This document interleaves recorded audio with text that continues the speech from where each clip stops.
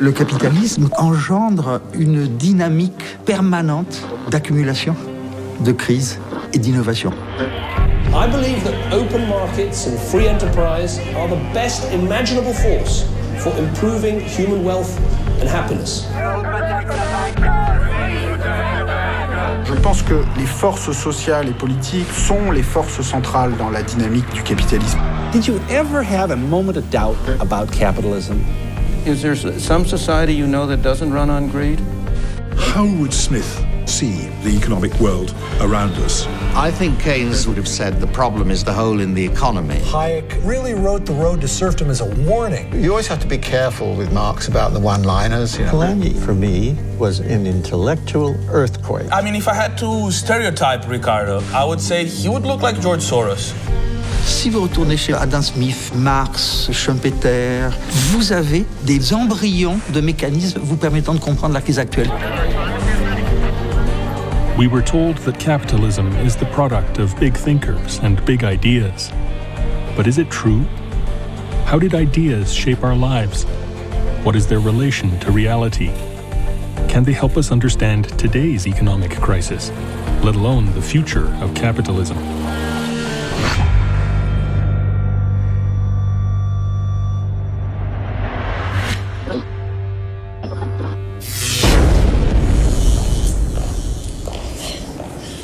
Lord Keynes, welcome, sir. It's a pleasure. The pleasure's all mine.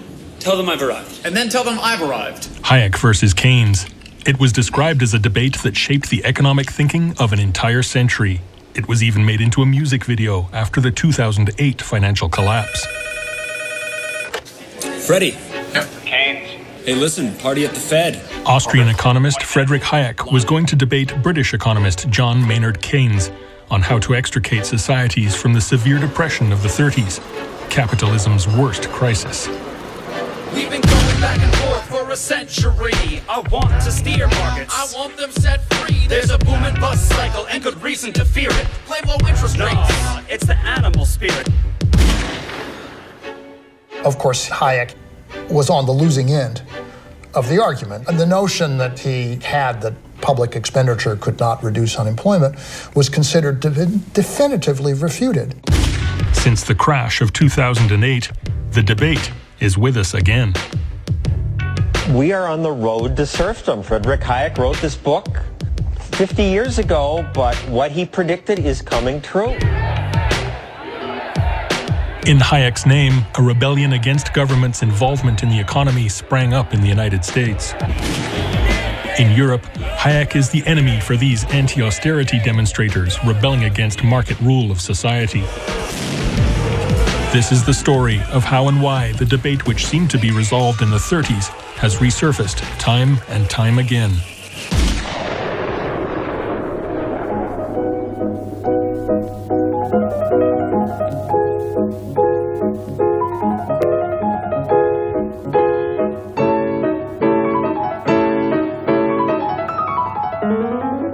We've come to Freiburg in West Germany, where I'm going to be talking to Professor Friedrich von Hayek.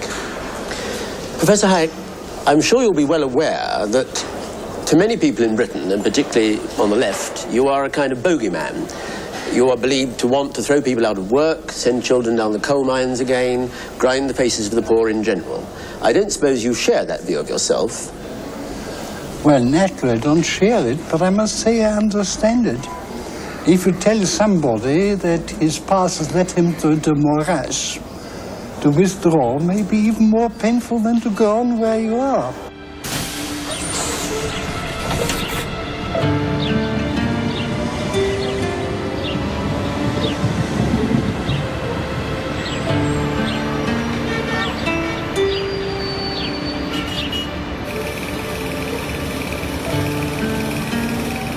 Friedrich Hayek was born in Vienna in 1899, and at that time, Vienna was the capital of the Austro-Hungarian Empire.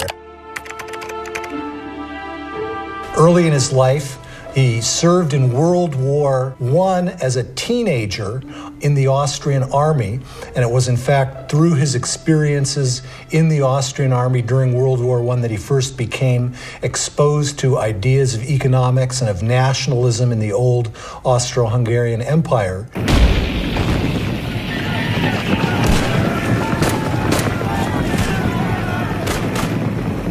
Dear Mother, here I am again, in a spotter's position in a foxhole, euphemistically called Hero's Hole. It is mostly wet, cramped, and disgusting, but at least bulletproof. We are under constant aerial attack, not of Italian or British planes, but by horseflies and mosquitoes, with their ground support troops of bedbugs and lice. Friedrich Hayek, a letter from the front. As a young idealist who'd witnessed so much chaos, who'd witnessed war, who'd witnessed political disintegration of the old Austro-Hungarian Empire, Hayek became interested in issues of social organization. After the war, when he returned to Vienna, he enrolled at the University of Vienna, which in the immediate post-World War I era had many scholars from throughout the Austro-Hungarian Empire who returned to Vienna and returned to the University of Vienna.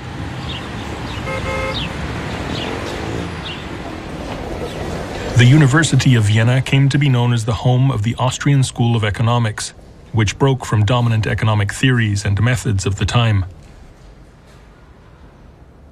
The difference with the classical economics was that they were not dealing with large social entities, classes, but they were dealing with individuals, the decisions of individuals acting in a market.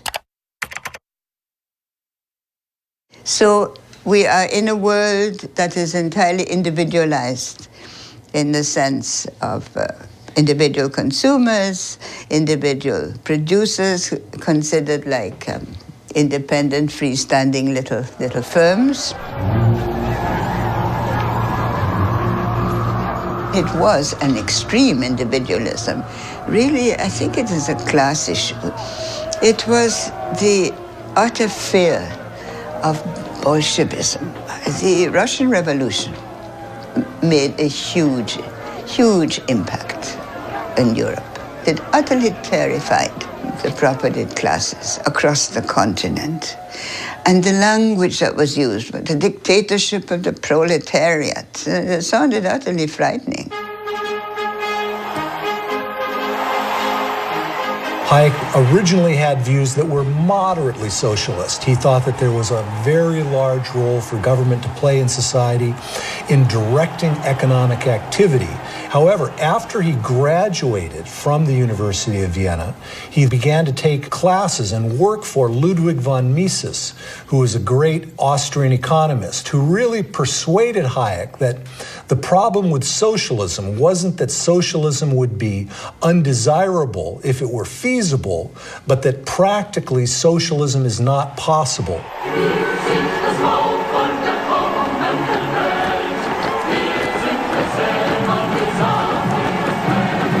The idea of socialism was always connected with a firm conviction that there is only one good plan possible and that only one plan ought to be put into practice. Mises really developed these arguments in his socialist calculation debate, where he tried to argue against socialism, that simply without a profit and price and property system, that you really can't have any sort of rational valuation or calculation in economics, and therefore rational economic activity becomes impossible. Hayek really resonated with these arguments and then extended and applied them in his own work. 60-second adventures in economics. An economy is a tricky thing to control, and governments are always trying to figure out how to do it. Back in 1776, economist Adam Smith shocked everyone by saying that what governments should actually do is just leave people alone to buy and sell freely among themselves. In this case, everyone's happy.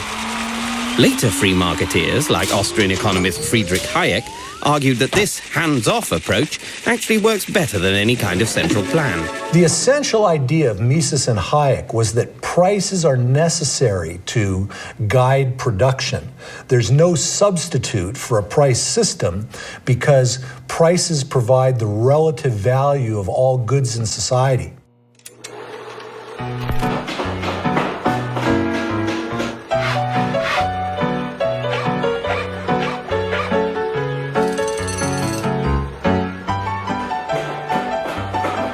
Mises gave the example of building a house. He said that a house can be built of wood, it can be built of concrete, it can be built of steel, you can use brick, you can use glass.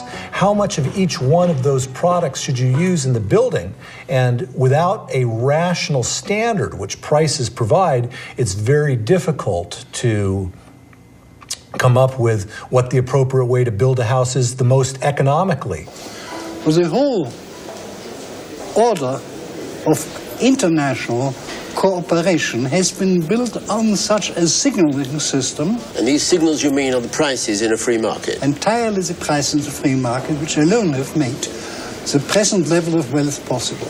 Isn't it a philosophy based essentially on selfishness? What about altruism? Where does that come in? It doesn't come in. See, both altruism and solidarity are very strong instincts which guided man in the small group who was serving known other persons, when his efforts were directed to the needs of familiar people.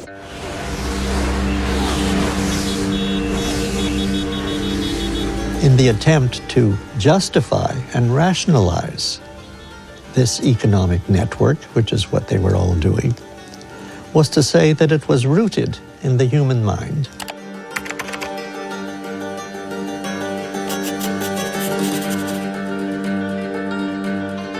The brain was built that way, and this was rational action, and that any other kind of economics or economic system would either get hopelessly entangled without the lead of prices, or it would just be irrational.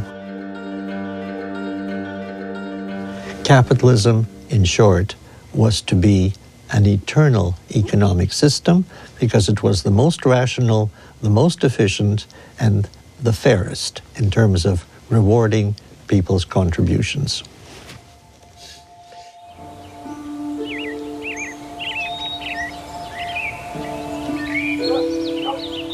If Hayek's ideas were forged out of the chaos of the First World War, John Maynard Keynes came of age intellectually in this house in Charleston, England.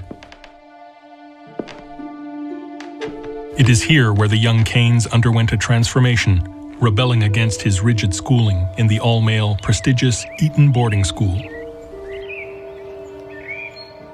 Keynes was the product of a late Victorian, comfortable academic family in Cambridge, England.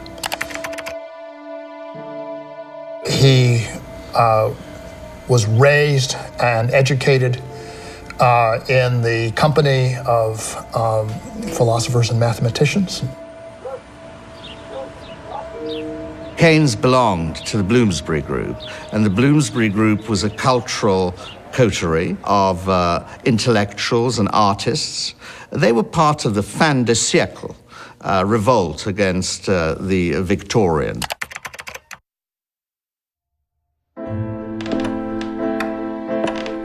You had this revolt in art, in literature, and in philosophy. And it was just basically saying a new age has dawned, and we're part of that.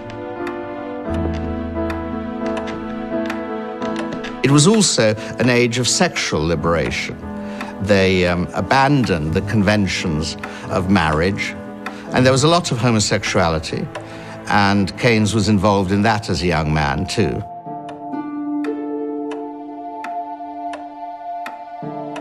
Keynes became absorbed in economic policy, primarily of the First World War, emerging at the end to be an advisor to the Prime Minister, Lloyd George, at the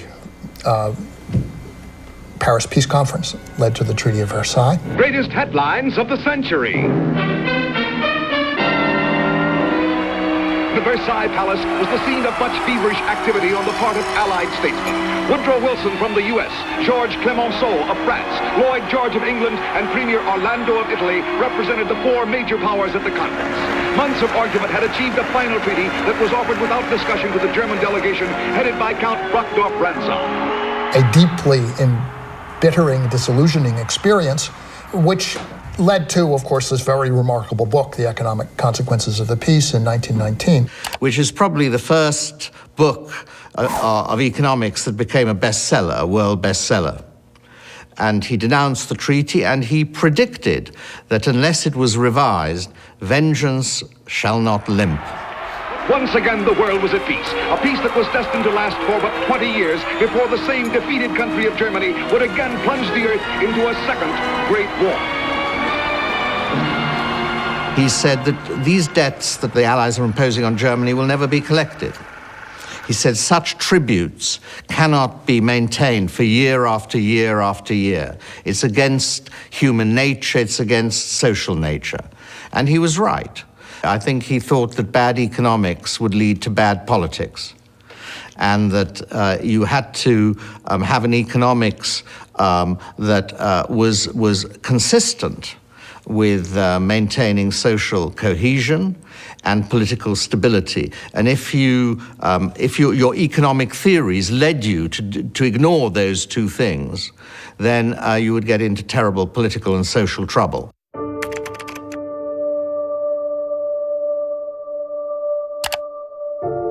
But such a mixing of politics and social observation with economics was alien to Hayek and the Austrian School of Economics. Chez Hayek, effectivement, on ne prend absolument pas en compte le phénomène des réparations et des circuits de la dette entre les divers pays belligérants, les États-Unis, après la Première Guerre mondiale. C'est le mérite de Keynes d'avoir illustré que ceci était un mécanisme impossible.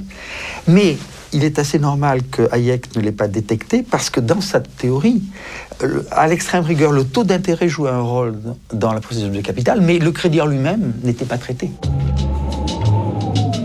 Had Hayek gone back to the Versailles Treaty, he would have discovered that the speculative bubble that burst in 1929 and triggered the Depression had its roots in America's decision to insist on getting paid for the money it had loaned to its allies during the war. The Allies turned to Germany and said, you have to pay us enough money to pay the United States for the debts that we took in defeating you. And under the Versailles Treaty, Germany's debt was infinite. There was no limit to the debt. A circle of loan payments was created. It necessitated keeping interest rates artificially low so countries would not default under debt. Investors seeking higher returns flocked to the stock market. Soaring out into the wild blue yonder, stocks hit what looks like a permanently high plateau. But conditions are fundamentally sound, aren't they? On s'aperçoit que la différence entre Keynes et Hayek, c'est que Keynes s'intéressait beaucoup au marché boursier, observait l'économie. Il observait l'économie et voulait la théoriser. Hayek voulait une théorie normative de l'économie. Et donc, les phénomènes qui ne rentraient pas dans la théorie, il ne les observait pas.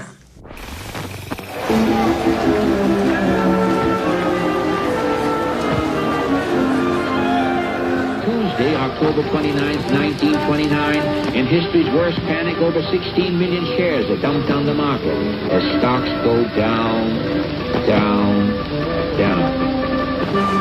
Hallelujah. In 1929, the stock market collapsed. Free market capitalism was in crisis, perhaps the gravest in its history. It's over. All over. Once I lived a life of a millionaire. And in my money I didn't care. Unemployment in many countries was over 25%. U.S. industrial production fell by 50%. In some countries in Europe, even higher. Economists were at a loss over how to halt and reverse the decline. I didn't have a friend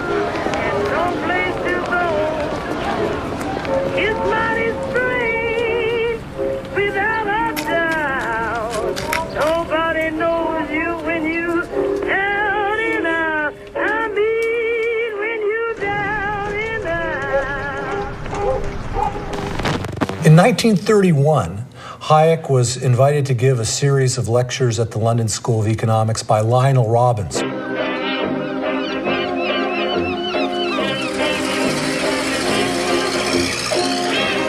They were among the most successful series of lectures that the economists in England had ever heard. They seemed to give an answer to what was wrong with the Great Depression.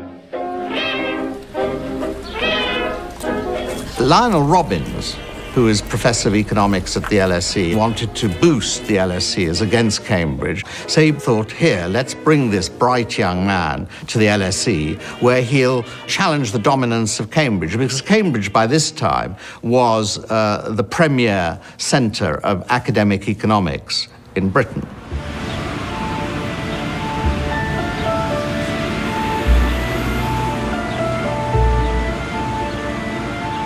So this is how the so-called debate of the century began, with a rivalry between schools of economics.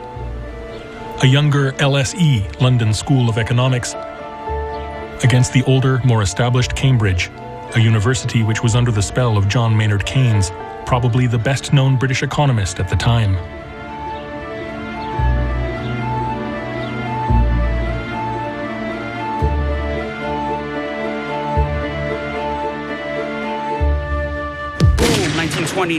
The big crash. We didn't bounce back. Economies in the Having predicted the crisis more than 10 years earlier, Keynes had to offer a solution. That's outrageous. I had a real plan. Any fool can understand. Keynes' central thesis was that the level of employment depends on aggregate demand in the economy, basically on the total spending power in the economy. A live fast, die young kind of chap called John Maynard Keynes cheerfully pointed out that, in the long run, we're all dead.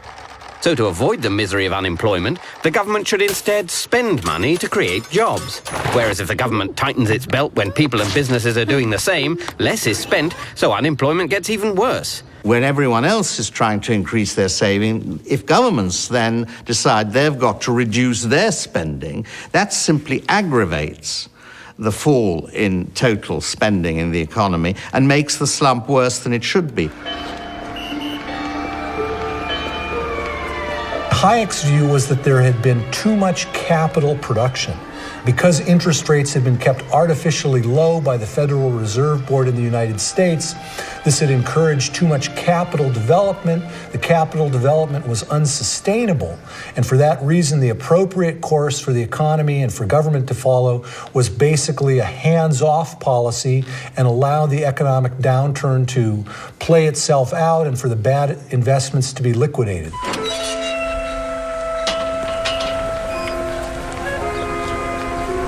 While he was in London, Hayek's ideas were put to the test in Germany.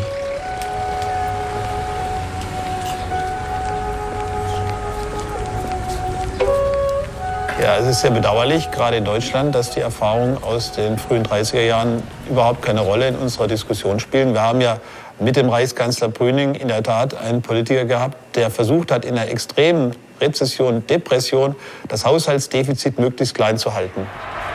Germany, which is putting all her energies to the gigantic task of setting her house in order by hard work and sound economy, will feel encouraged in a heroic struggle for reconstruction and stability.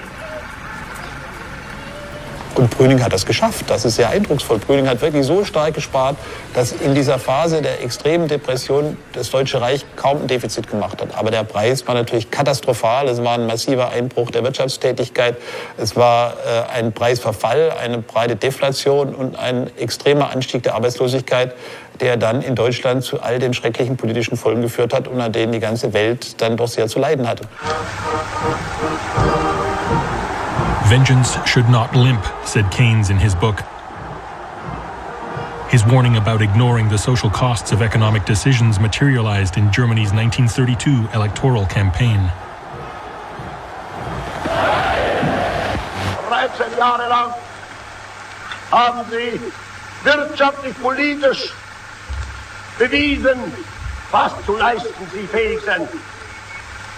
Eine Nation wirtschaftlich zerstört, den Bauernstand ruiniert, den Mittelstand verelendet, die Finanzen in reichen Ländern, in den Kommunen zerrüttet, alles bankrott und 7 Millionen Arbeitslose. Sie können sich finden, wie sie sich finden wollen. Dafür sind Sie verantwortlich.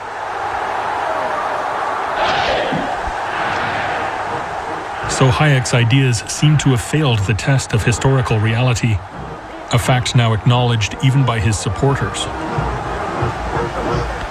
I had an interview with Milton Friedman, and he commented to me, he said, I could never understand why all those folks at the London School of Economics were so impressed by Hayek's lectures there. So in retrospect, it's something of a mystery.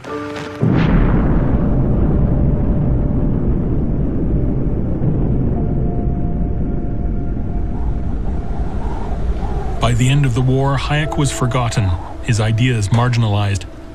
Keynes' message and ideas appealed to a world where public and private sectors tried jointly to rebuild out of the ruins. Japan lost the war in 1945. The entire nation was devastated, and we needed to reconstruct the nation. Naturally, in the new world, the private corporations also need to help Japanese country. You could imagine yourself at Earl's Court if you wandered into the New York Motor Show. There were so many British cars there. A great thing for the export trade. The Japanese section attracted a lot of interest. Exports are as vital to them as to our own country. To become more strong country and economically, better country, we need to export automobiles so that we can earn the foreign currencies, so that we can import oil, food, and so forth to the country. So that was one of the Toyota's responsibility, being the manufacturer, being able to export our products and earn the foreign currencies. Dauphine Renault, la plus vivante des 4 places, 115 km/h et seulement 6 litres au 100. In France, a car company like Renault was nationalized and recruited for the national project of reconstruction. Government was not the enemy of the market, as Hayek argued, but its ally. Capitalism suddenly developed a softer image. Entre 1950 et 1980, on a en Europe et au Japon une croissance exceptionnellement rapide de l'ordre de 4-5% par an pendant 30 années consécutives. Ça fait maintenant depuis 30 ans, de 1980 à 2010, où on a une croissance dans les pays riches qui ne dépasse pas 1%, 1,5% par an en moyenne. On reste dans cette nostalgie des 30 glorieuses pour un monde où on pensait avoir domestiqué le capitalisme, domestiqué les inégalités. C'était en partie une réalité, mais ça venait aussi du fait que les crises entraînés par les guerres mondiales et par la dépression des années 30, avait conduit à une remise en cause complète du laisser-faire économique. As the people of Britain began digging out from among their ruins, they fixed all their energies upon one goal, a post-war society stabler and more equitable than any Britain had ever known. La puissance publique, à partir de 1945, non seulement a créé des systèmes de sécurité sociale, de protection sociale, mais aussi à mettre en place un système de régulation des marchés financiers, d'entreprises publiques dans de nombreux secteurs, qui de fait ont permis, au moins pendant cette période, de domestiquer le capitalisme, de réduire les inégalités.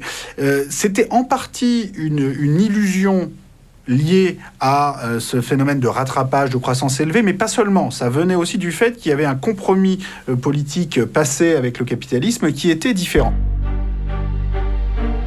Keynes died in 1946 in a world that accepted his vision.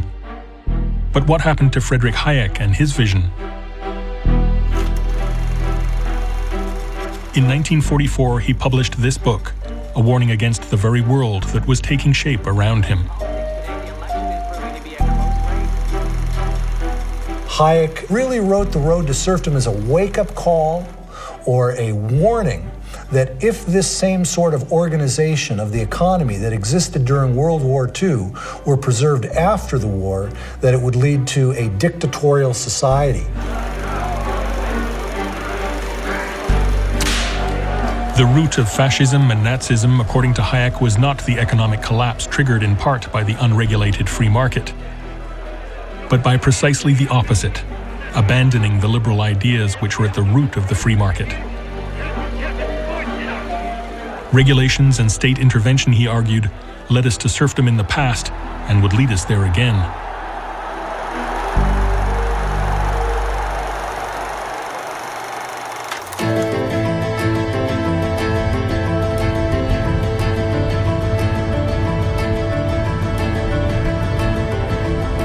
The road away from serfdom led to the pristine Swiss Alps, where his vision, marginalized in the post-war world, was being nurtured.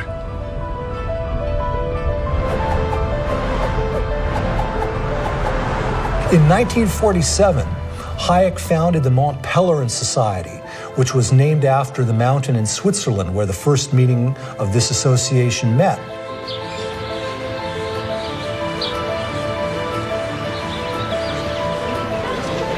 Essentially, this was a group of international classical economists, academics, political philosophers, journalists, and others, including a young Milton Friedman at that time, who went to Switzerland to talk about these ideas for a week or a 10-day-long session.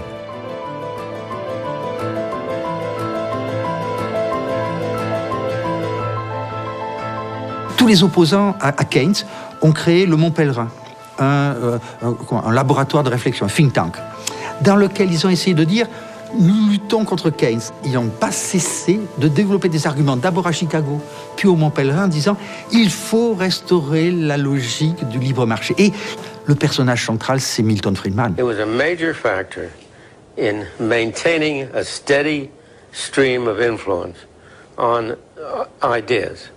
It enabled people who were isolated in their own countries once a year to at least to get together with people who felt the same way they did, to be in a situation in which they could discuss issues without worrying that somebody was trying to stick a knife in their back.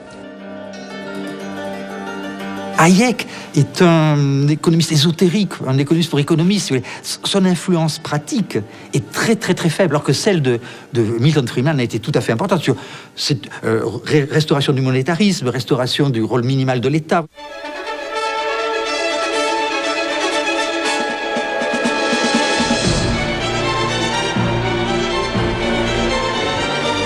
If post-World War Europe was immune to Hayek's vision of self-regulated markets, the United States, with its suspicion of government, was far more responsive.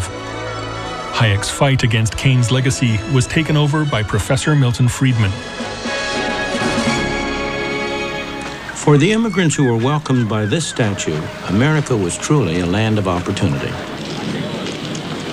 Once they arrived, they found, as my parents did, not an easy life, but a very hard life. But for many, there were friends and relatives to help them get started, to help them make a home, get a job, settle down in the new country.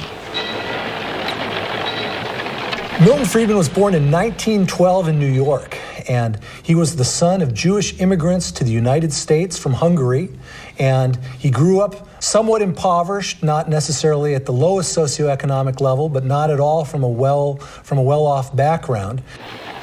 There were many rewards for hard work, enterprise, and ability. Life was hard, but opportunity was real. There were few government programs to turn to and nobody expected them. But also, there were few rules and regulations. There were no licenses, no permits, no red tape to restrict them. They found, in fact, a free market, and most of them thrived on it. He was someone who said the problem is government in all of its spheres.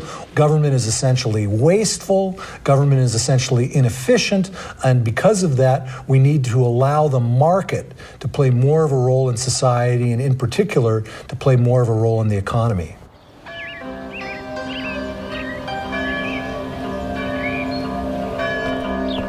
Hayek was a refugee from the old world, without a permanent teaching position in the US. Milton Friedman was American-born, with a large, reputable academic institution behind him. The image of the Chicago school, outside of Chicago, outside of us, is semi-ideological. That the idea is that Milton Friedman wrote Free to Choose and other books which were persuasive tracts in a sense. But in his classes, he never taught anything of that. We got not one message of free to choose or anything. We got how the price system works, how human behavior works in the economic sphere. As one of the first students of Milton Friedman, I discovered later that among Milton Friedman's students, there were two groups. One group became his disciples for life. The other group were vaccinated and were able to ward off these ideas. I was, of course, in the second group.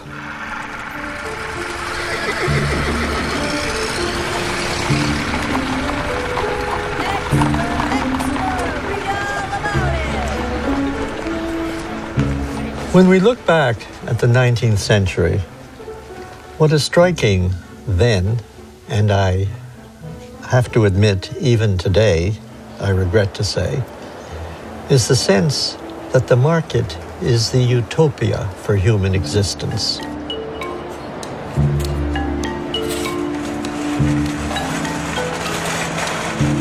Left to itself, it will produce benevolence, a cornucopia of products, a perfect outcome,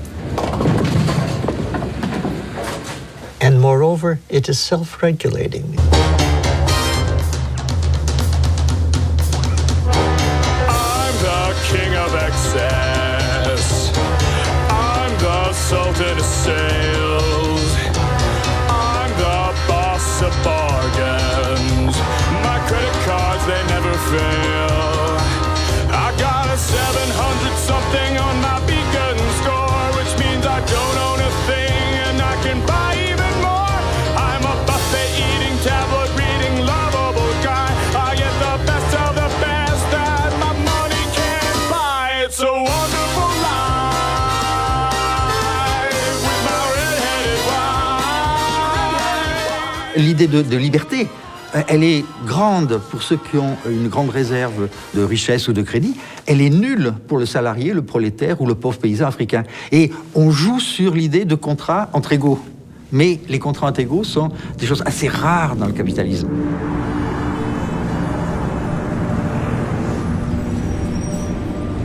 L'illusion néolibérale n'est pas quelque chose de nouveau, c'est quelque chose qu'on observe déjà au XIXe siècle. Et de ce point de vue-là, la France est un pays intéressant parce que c'est vrai que la France, après la Révolution française, qui est un peu la révolution bourgeoise par excellence, la France vit vraiment dans cet idéal de l'égalité des droits face au marché.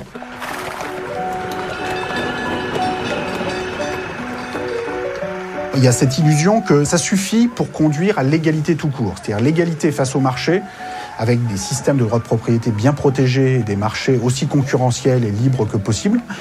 Ça suffit, il n'y a plus rien d'autre à faire et en marche vers une société idéale. Sauf que, en fait, une des grandes leçons du 19e siècle et de la catastrophe qui commence en 1914, c'est que ça ne marche pas. C'est difficile à définir, mais ce qui est certain, c'est qu'en 1913, en France ou en Europe, ce n'est pas raisonnable. On a 70% des patrimoines qui sont détenus et transmis par 1% de la population. Is he telling us that absolute equality is a mistaken objective? But libertarians like Milton Friedman draw directly the opposite lesson from history. When you say that it is wrong for government to intervene in the free enterprise system to do something about inequality, you evoke a model of a free enterprise system which does not exist and has never existed to a significant extent in history or anywhere in the world. I agree with you that everything called free enterprise is not free enterprise. But I challenge you to find a single example in history at any time of any society where people have been relatively free, and I don't mean merely what you call merely economic freedom. I mean freedom in the full sense. I mean freedom of individuals to pursue their own objectives, their own values, to live their lives. I want you to name me any society in which you've had any large measure of that freedom, where capitalism and free enterprise has not been the predominant mechanism for controlling economic activity. On s'imagine aujourd'hui qu'il suffit d'avoir des marchés plus libres, plus concurrentiels pour aboutir à une société harmonieuse et à une répartition des richesses, si ce n'est égalitaire, du moins raisonnable dans cette inégalité. Eh bien non. Il n'y a rien dans cette logique du marché libre et parfaitement concurrentiel qui garantit ça, pour une raison qu'on peut résumer assez simplement, qui est que structurellement, des marchés très libres, concurrentiels, n'empêchent absolument pas le fait que le rendement du capital puisse être de façon permanente supérieure au taux de croissance, ce qui génère presque inévitablement une concentration très très forte des patrimoines. The lesson from the 19th century was lost as economic stagnation and decay gripped Britain and the United States in the early 70s. The golden years were over. With the economic decay, government involvement in the economy was now seen as an obstacle to growth. Milton Friedman and Friedrich Hayek were back. À partir des années 70-80, on voit notamment au Royaume-Uni et aux États-Unis des mouvements politiques qui veulent remettre en cause cette plus forte intervention de l'État dans l'économie. Je pense en grande partie du fait d'une réaction face à un sentiment justement de rattrapage par les perdants de la guerre. C'est-à-dire, on est très marqué dans les années 70 par le fait que l'Allemagne, le Japon, bientôt la France, voire l'Italie, sont en train de doubler le Royaume-Uni, rattraper les États-Unis. Et des mouvements politiques se mettent à dire ça va pas du tout, c'est l'État-providence nous a ramollis, il faut en revenir à un espèce de capitalisme mythique du 19e siècle, sans État, qui va enfin redynamiser les entrepreneurs anglo-saxons.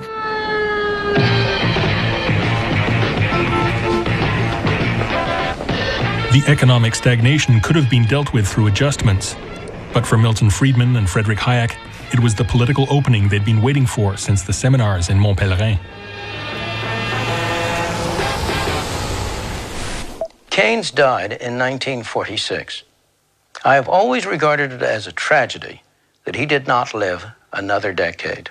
He was the one man who had the standing, the personality, the force of character to persuade his disciples not to carry too far some ideas which were good for the 1930s, but which did not apply in the post-war situation.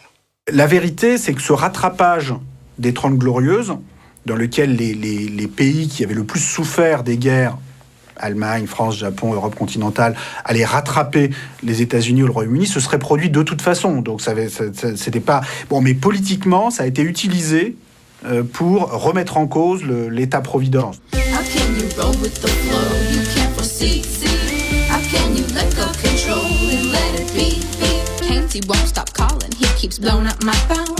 He wants to teach me something, and he won't leave me alone. I tell him there's no use in trying, 'cause Friedrich Hayek is my guy. And if you wanna get with a girl like me, you got to let go control of the economy. I said, if you wanna Suddenly Hayek was cool, even for rebellious teenage girls.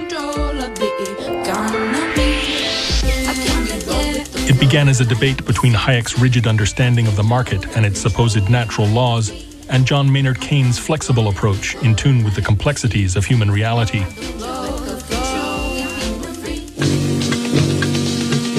40 years later, the roles were reversed. Keynes' followers were now perceived as adhering to rigid models. Milton Friedman and Friedrich Hayek were suddenly the champions of freedom and liberation, in tune with reality.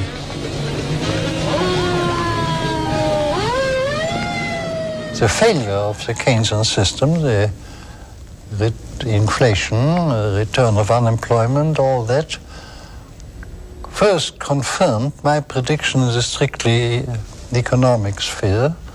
At the same time, my studies of politics provided, I believe, answers for many problems which had begun to bother people very seriously. that there is a good reason why I am being rediscovered, so to speak. Since 1975, we worked under a contract that's seen our job security eroded, our working conditions fall apart, and our money wages held intact while prices of living go up and up, and we are tired of it. Indeed, there were good reasons why Hayek's ideas were rediscovered. They made sense to business and financial leaders who saw their business interests hurt by inflation and paralyzing labor disputes. Economic activity was down and profits declined. There was what we call a counter-revolution in economics, ushering in what is now referred to as the neoliberal agenda of deregulation and privatization.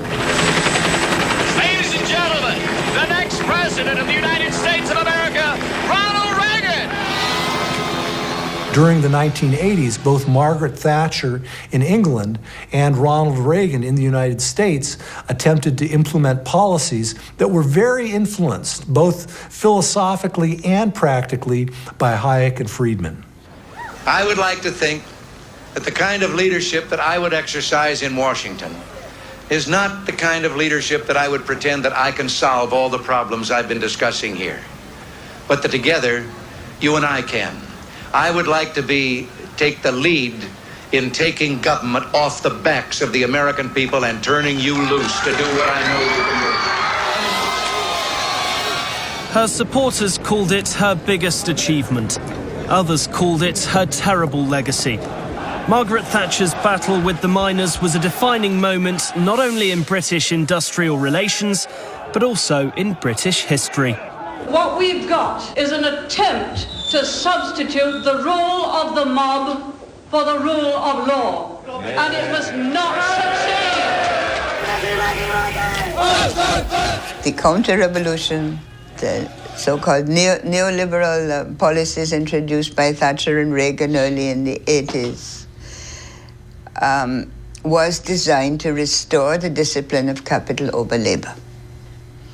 And it did, because we now know that median wages and salaries in the United States, in real terms, have not increased since 1980, although productivity has.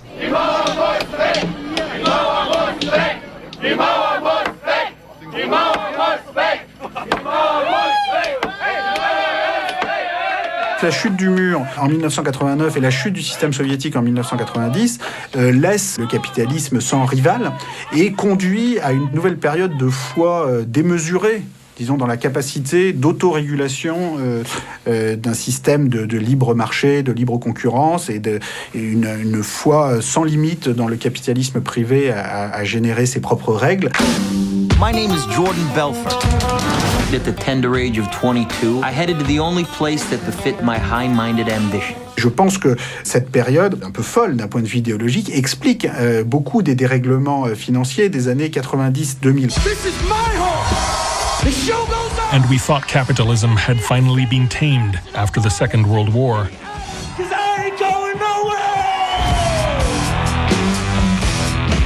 Dans la nostalgie des 30 Glorieuses, il y a aussi la nostalgie d'un monde où on avait passé un nouveau compromis, mais qui était précaire néanmoins. Bonjour, pouvez-vous venir avec moi? Je vais vous présenter une petite merveille, la 4 chevaux Renault.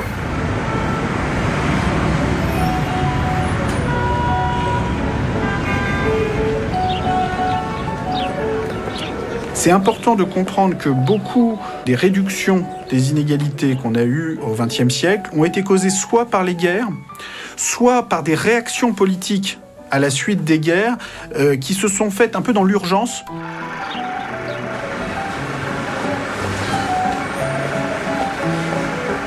La réduction des inégalités n'est pas la conséquence tranquille du processus démocratique parlementaire. In their vision of the mythical, untamed capitalism of the 19th century, Milton Friedman and Friedrich Hayek never discussed the very elements that we now know contributed to its catastrophic destruction: inequality, debt, and speculation. Milton Friedman followed Ricardo, saying, debt cannot create a problem. And although he called his approach monetarism and said money matters, the reality is that money didn't matter at all in his approach, nor did wealth. You have a kind of tunnel vision that was adopted by the bankers to essentially saying, don't regulate the banks, don't regulate Wall Street, have a deregulated economy, everything will work out because economies tend towards equilibrium. When the price of an asset rises faster than can be explained by economic fundamentals, it creates a bubble. Once again, financial bubbles began to grow. Once again, they never featured in economic models and discussions. John Maynard Keynes, F.A. Hayek, round 2. So the debate of the 20th century, which was supposed to be over in 1979, was reignited after the bursting of the 2008 financial bubble. New mustaches. But is it relevant anymore? Which way should we choose? More bottom up or more top down? Let's listen to the great Keynes and Hayek drawing down. Je crois que toute la théorie économique contemporaine, sauf les hétérodoxes, les marxistes, etc., est bâtie sur l'idée d'un système tellement rationnel qu'il ne peut pas aller à la crise. On n'a pas de théorie des cours boursiers, parce que dans la théorie des cours boursiers, il ne devrait pas avoir de bulles. Et pourtant, il y a des bulles qui apparaissent régulièrement. Mais la théorie ne peut pas les formaliser, donc elles sont irrationnelles, donc on ne les met pas dans la théorie. Et voyez à nouveau l'aspect intéressant. Donc vous avez des explosions du crédit spéculatif, vous avez des bulles boursières, mais la théorie dit que ça ne devrait pas exister.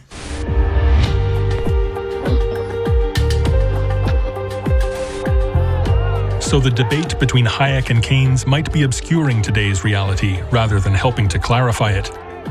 Maybe it's time to discover a lesser-known thinker who did talk about debt and money, and whose ideas may be far more relevant to helping us understand our 21st century reality.